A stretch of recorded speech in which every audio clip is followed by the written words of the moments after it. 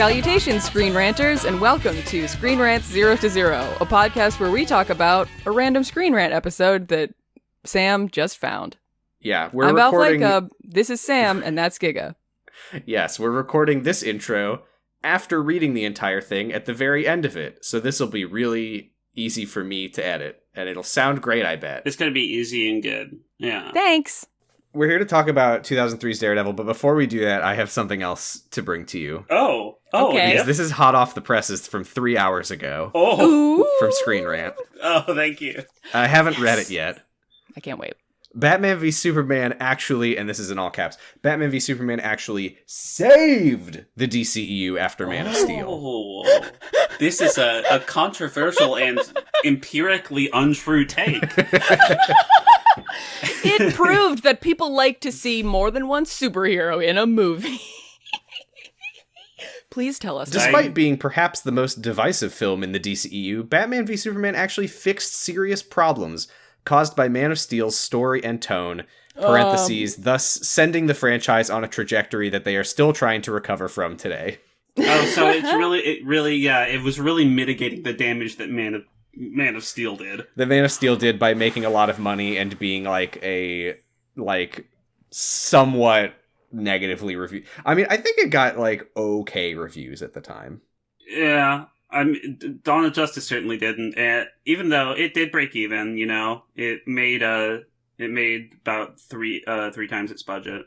Man of Steel made a lot of money, and it got let's see that Metacritic, let's see that Rotten Tomatoes, 56 on Rotten Tomatoes, certified.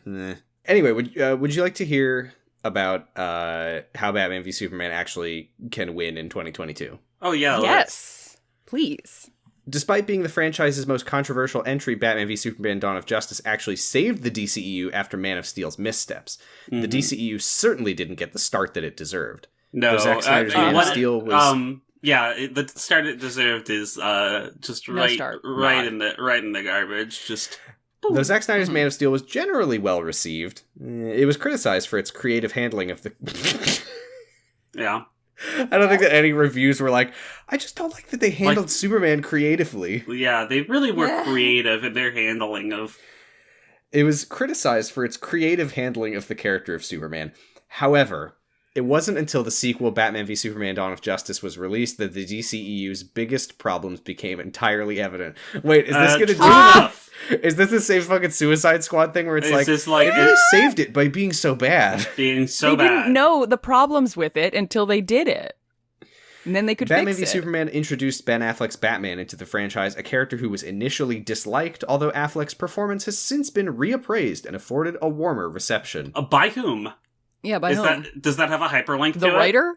No, sadly. One of the few things in a Screen Rant article that doesn't link to anything. Citation fucking needed, though. Holy shit. Batman v Superman... Batman v Superman, unsurprisingly, pits two of DC's most iconic heroes against one another. Unsurprisingly. Oh, yes. I would never... How Spoiler alert, Batman v Superman is a movie where Batman and Superman actually fight. Oh, yeah. When I saw that title, I was like, damn, I wonder if Batman and Superman will be... As well as establishing numerous DCEU heroes and villains and continuing the story of 2013's Man of Steel.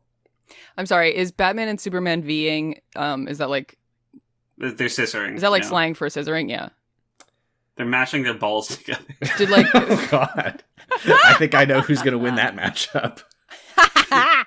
It's not the one that's on steroids. Probably the Man of Steel. Yeah. I love that. I want to see a Screen Rant writer reflect on their time in marriage counseling and just be like, my wife and I going to marriage counseling was actually the best thing we could do for our marriage, because the marriage counselor telling my wife over and over again that everything I was doing was terrible was a great way for us to know what I had to change. And I mean, that's not a bad argument. It's just that they're movies. And the fact that my wife divorced me after that just shows that the marriage counseling worked. Yeah, we didn't get the start it deserved. I forgot what I was going to say. But movies are not... Movies are not it's people. just- Movies don't have to learn things to be good. Like it's a commercial franchise. This is honestly, these Screenrant articles are honestly kind of just an impressive contortionist show. Just bending over all the way backwards. They kind of talk about these movies as if they are the first movies to ever have been made.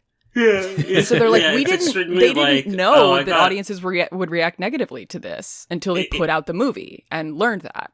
Yeah, I mean, I feel like what happens is that, like, you get the headline, like, they give the copywriter the headline, and you're like, fill this article. Nobody's gonna read it. They're just gonna see it and click it, and then that's all that matters. Yeah. Well, here's a sentence. Threatening to collapse under the sheer weight of the film's many ideas, Batman v Superman received a decidedly mixed reception from Oh both my critics and God. audiences alike. Oh, Sorry, what ideas? Who decided that? Because I'm looking at the 29% on Rotten Tomatoes. I'm gonna collapse under the sheer weight of all these ideas. What ideas? Well, there's so many, I could hardly... Just pick any starting point. Despite often being cited as the worst film in the DCEU and blamed for the franchise's many shortcomings, there's actually a lot that Batman v Superman does right. Okay, now we're like four paragraphs in and we're finally getting to the point. Not only did Ben Affleck's Batman manage to work tonally alongside Henry Cavill's Superman. Did he? He managed to work tonally. But the film was able to convincingly introduce a number of ideas that shaped the franchise moving forward. Like Lex Luthor being a sicko? Though Batman v Superman remains controversial, that one has a hyperlink, most of its shortcomings were actually issues caused by Man of Steel. Interesting you say that, because we watched those movies backwards, and I thought that movie was absolute shit. And the sequel was landed with the impossible task of bridging Snyder's first Superman film with the ideas of the wider franchise that didn't fucking exist, so I don't know what you're talking about. As Batman v Superman was ultimately able to succeed in this goal, again, no explanation given for how it did that, it actually salvaged the DCEU from what could have been a far greater disaster. Oh, and now it becomes Justice a listicle. League was okay, still great. made. So I mean, I suppose so. I suppose that this is not untrue. That by being such a terribly bad, horrible movie, they're like, oh, well, we gotta not do this. Okay, And- it's a listicle now. Here's point but that number can't one. be true of every bad movie in a franchise. It just can't be. Clearly it can. Number one, Man of Steel set a needlessly gritty tone that hurt the DCEU. Oh, and Batman fixed that? Yeah, it didn't. Adding well, Batman? Well, no, Mitigated you see, no, see, it saved the DCU because it was such, Trump was actually good for the United States because he showed how He far. woke people up. Yeah, woke people up to the political reality that we're living in. This is actually pretty long, so I'm just gonna skim. This is fucking like DCEU accelerationism. How did Batman I'm sorry, made how did BVS better than Man of Steel? this is just a person who likes Batman. This is just a person who said Batman v Superman is better than just the Superman movie because Batman is in it. And I like Sorry, it. here's a sentence. The most obvious addition to the DCEU in Batman v Superman was Batman. Oh, yeah, whoa. Oh my god. Hold up. And his inclusion actually made the sequel a far more interesting film. Oh my god. Oh my god. Having the two heroes finally meet in a live-action movie alone made Batman v Superman interesting, but the way in which the film played Batman against Superman while simultaneously drawing parallels between them was an excellent way of connecting Man of Steel and Justice League's story. Number 3. BVS's biggest issues were caused by Man of Steel. I'm so excited to read this. I want to know what this is. Right. If there weren't criminals in Man of Steel, then Batman wouldn't have to brand criminals. Well, let's let them elaborate on this point. The most common criticisms without criminals, then Batman wouldn't have to be branding criminals. It's The true. most common That is criticisms leveled accurate. at Batman v Superman cite its tone and pacing as major issues. However, these issues were directly caused by Man of Steel's own tone and narrative shortcomings. With a gritty tone already set for one of its titular heroes, Batman v Superman had the impossible task of introducing the other, often thought to be the grittier of the two, no less. Oh, yeah, I'm no, sorry. how could you... Oh, damn, yeah, it really had to... What the fuck are they talking about? The problem with Batman v Superman's tone was that they had to match the previous one that Zack Snyder also directed. Yeah, they didn't like the Zack previous really tone handed was bad. Zack a big And pile of poo to deal with here. What an uphill battle this movie had to fight against its own director and producing staff. What are you talking about? What? This led to the need to reconcile the tone of Man of Steel against other DC characters while still trying to tell a coherent story, and that's where Batman v Superman began to fall short. With its long runtime an absolute necessity in order to incorporate the appropriate elements and themes to properly address the implications of Man of Steel's ending, hyperlink, Batman v Superman was unable to avoid some of its pitfalls in order to bring elements of the franchise together. They keep saying elements of the franchise. It's the second movie! They had to introduce a second character, which is a huge setback. Just a really big challenge to put a second guy in a movie. Last point. BVS resolved Man of Steel's DCEU problems. Uh-huh. The problems that Man of Steel caused for the DCEU might not be immediately obvious, but many of the franchise's biggest issues were caused both directly and indirectly by its very first film. Perhaps the largest of these was establishing Superman not just as a supremely powerful being, but one capable of destroying cities and willing to kill his enemies where necessary. Now, this is interesting because we're very far into this article. It's almost over, and it just made its first point. Sorry, it washed over me. What was that? The problem with the Superman movie is that Superman is willing to kill people, and so not that he's willing to kill people. It was that he was just doing 9/11s. Yeah, that he was doing 9/11s all around the city. Okay. This is the end of the article, and they just said their first specific idea. I mean, yes, I think that is not necessary. 3 hours ago. That's not the issue with that. That's not a problem that Man of Steel created, that Batman v Superman that had to deal with. That's a problem that Zack Snyder created, that then making more movies like Zack Snyder wanted to make just made it more obvious that this was a weird thing that he chose. It's not the idea of watching. Not a conversation. There's not a conversation between Man of Steel and Batman v Superman. This is one guy talking. I love the idea of watching Batman v Superman and getting to the scene where Anderson Cooper is on CNN and of course, as we all know, everyone had gone home for the day when Superman destroyed the city last time, and watching that and just being like, man, this movie really saved the franchise just now. Introducing Superman in such bold fashion escalates matters for the DCEU's wider story before it even had the opportunity to start, and Cavill's Superman facing complex societal backlash further complicated the introduction of other heroes into the franchise. However, Batman v Superman was able to resolve these issues by having Batman win the fight against Superman, hyperlink to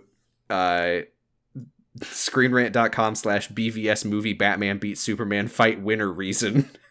Save Martha. Oh, my God. The DCU showed that human heroes are able to hold their own against metahumans under the right circumstances. Yeah, save Martha. Reconciling under the right circumstances, such as if you had so toxic a fart, it turned Superman into a guy. That's right. Reconciling one of Man of Steel's biggest problems in regard to the franchise. Introducing a human aspect to Man of Steel's sequel was absolutely key, and it allowed for the proper exploration of the themes of power and responsibility that needed to be examined before the DCEU could continue. Despite remaining the DCEU's most divisive film, Batman v Superman actually resolves a number of issues caused by Man of Steel that could have utterly ruined the DCEU before it had a chance to properly begin. It had two movies. The Justice League was the nail in the coffin. It made... Did Giga cut out, or... I'm just flabbergasted. Me too. Okay. I got nothing. Yeah. It didn't This is the Suicide Squad saved the franchise by being so bad, but an entire article about that. Except I think that this person is trying to say that Batman v Superman fixed the franchise because it had to course correct for things that people didn't like in in Superman movie. Whatever the fucking movie was called. And because even though it was not well received, that was only because the course correcting was so difficult. But imagine if they had just made it just as bad as Dawn of Justice. No, as Man of Steel. They need to. What if they just made a good movie? Yeah. You know, a lot of the time when there's a franchise that has a bad movie in it, sometimes what they will do is they'll just make a good movie next. Yeah. Yeah. Yeah. Like if there are instead problems of making a worse movie that's like trying to do damage control for the last one. Yeah. Trying to be half like the bad one and half like a good one. I'll be right back. I like just that make a different movie. That they're like, Batman v Superman is undeniably worse than Man of Steel, and in that way, it saved the franchise. Right. It's like, I mean, like Shazam was good, right? Because it was good. But if they had tried to make it really fit with like Man of Steel and like Dawn of Justice and Justice League, Screenrant would write an article being like, it was bad, but at least they, like you have to just make a movie that's good. You can't, you don't have to make a movie that connects and is very similar to another. And that's the thing. Like whenever they do make the better movies in the franchise, they're usually like barely related to the core plot that the franchise started with. Like, Wonder Woman has almost nothing to do with the Justice League story besides like the framing device of her getting the thing from Batman. Like, Birds of Prey has almost no connection to anything besides like Joker's not Harley even in it. Is there. Yeah. Like, or like nobody Aquaman watched has Wonder that Woman little and bit. was like, this movie's pretty good, but it really bothers me that it doesn't deal with the destruction wrought on the city by Zod. Right. You can just make a better movie instead. Right. If you want to fix the tonal problem, don't have 1 foot in the bad tonal problem and 1 foot out of it. Like, just pick a different tone. Right. Don't just be like, hey, remember when we committed to this? That was embarrassing. Anyway, let's stick with it. Let's stick with it, but acknowledge that it has problems. And I also love that Screenrant is like, and the terrible thing was that, the Superman movie was so gritty, but Batman is supposed to be even grittier than Superman. So they really just, I mean, he had to go further with Batman. So it's like, why not just, what the fuck? Did you hear that dog? No. Oh, my roommate's dog just went, because she's probably been ignored for like 5 minutes. Bring her in. She's not outside my door. Mic her up. Or I would. What did you say? Mic her up. Mic her up. Now she's gonna walk over the paper bags in my room and stuff and just make a whole bunch of noise. I'm now just visualizing that the floor of your room is just like 100 paper bags all over. Like, yeah, it's like you've been like ding dong ditched by 100 children. I wanted a carpet. Just say Lauren just agreed with me.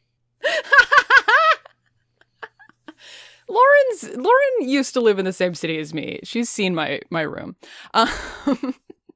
No. Yeah, I wanted a carpet, but it's really expensive, so I thought I got all these paper bags. It's fancy. All right. That's going to do it for this discussion I think of a better... Screenrant. What? Oh, I just was going to revise my marriage counseling thing. Okay. I think a better analogy would actually be, instead of going to marriage counseling was the best thing for our marriage, it's more like my wife's sister constantly telling her that I suck and that she should leave me is the best thing to happen to our marriage. Except in this analogy, the married couple has stayed together. Right.